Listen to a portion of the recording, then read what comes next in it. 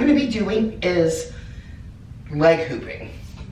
Leg hooping has been the kryptonite of many a hoop dancer because it's really tough, and depending on the kind of hoop you have, it can kind of mess with your success. So today, what I'm gonna be using is this 42-inch Poly Pro hoop. This hoop is from Hypnotic Hoopla, and it's amazing. This is my go-to hoop all the time. It's big enough for me to do on body, and small enough, light enough rather, for me to do off body. So a lot of hoop makers say they can't make a 42-inch Poly Pro. I've heard a lot of reasons, too wobbly, whatever. Not true. I have one right here in my hand. It's doable. So the kind of hoop you want to use for leg hooping, again, I would always recommend a big, lighter hoop. A big hoop that's heavy can work, but it's going to be painful, and it might be too painful for you to practice enough to get the trick. You can always use a really small, light Poly Pro, but again, you're going to have to move so quickly when you're learning the move that can be really tough. Another option you can use if you want to make a hoop that is good for off body or leg hooping at Lowe's. So typically, rather, these big hoops, the big black hoops like this, are 160 PSI tubing. It's 3/4 inch in diameter. What you would want to use, what would be good to use for leg hooping, at Lowe's there's a 1/2 inch, 125 PSI tubing. It's not super expensive, and it's really good for off body if you can't get your hands on a Poly Pro. So first things first, leg hooping looks like this.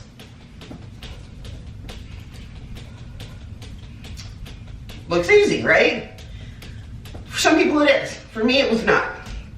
So the way that you're moving is like this. Both legs. On the side, like this. For the most success, you want to wear some shorts, have that skin available.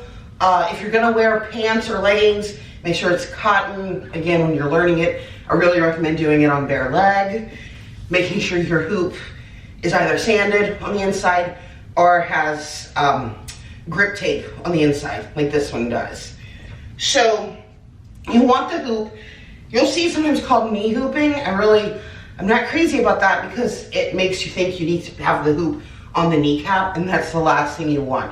Once the hoop gets to your kneecap, it's going to be really painful and really hard to get back up, which is ultimately the goal. Anytime you move the hoop on a certain part of the body, you want it to bring it back up so you can grab it in your hand. So really you want it to be somewhere mid-thigh. Often mine is right above the knee, depending.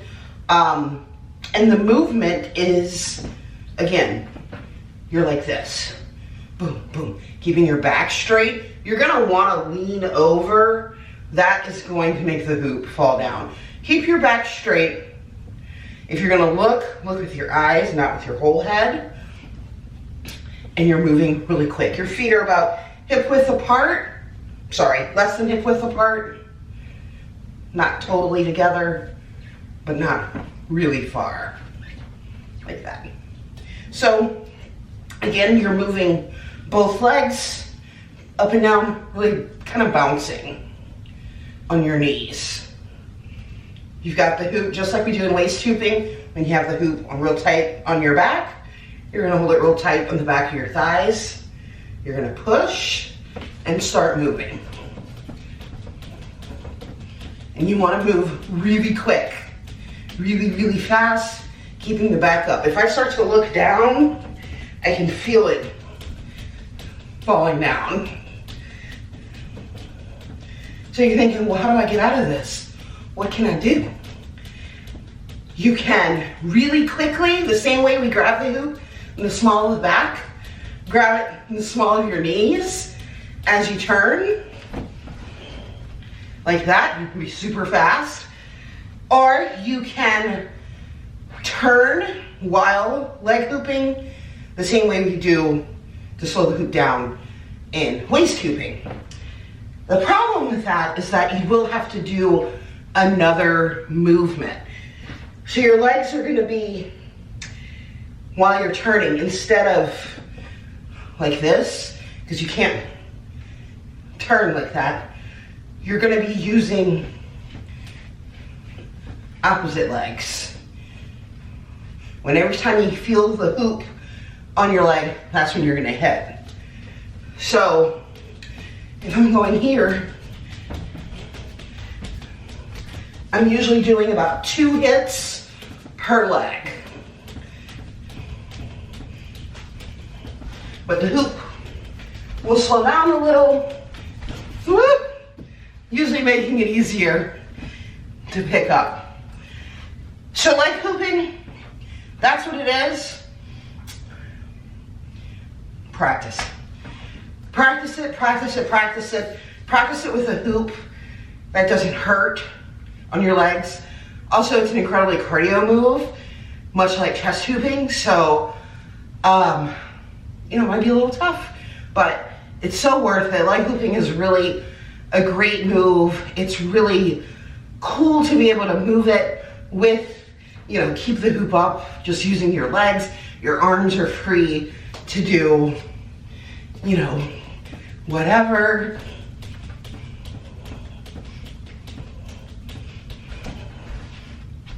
And then you can pick it up and go into whatever you like. So again, big hoop, not at the knee. Once it hits your knee, let it go, start over.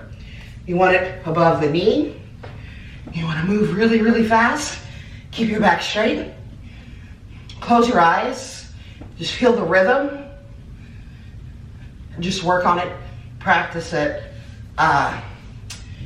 Don't think about it too much. Practice it while you're watching something else or having a conversation, and just let your body do. It's muscle memory. It's creating this connection between your brain and your legs, the same way it's happened when you learned waist hooping or shoulder hooping or any other hoop move at all. So that's leg hooping. Good luck, guys. I know you can do it. Let me know if you have any questions, anything at all. If you need any extra help, I'm always available. Check out my website at www.hoopcubed.com, and I'll see you guys later. Bye.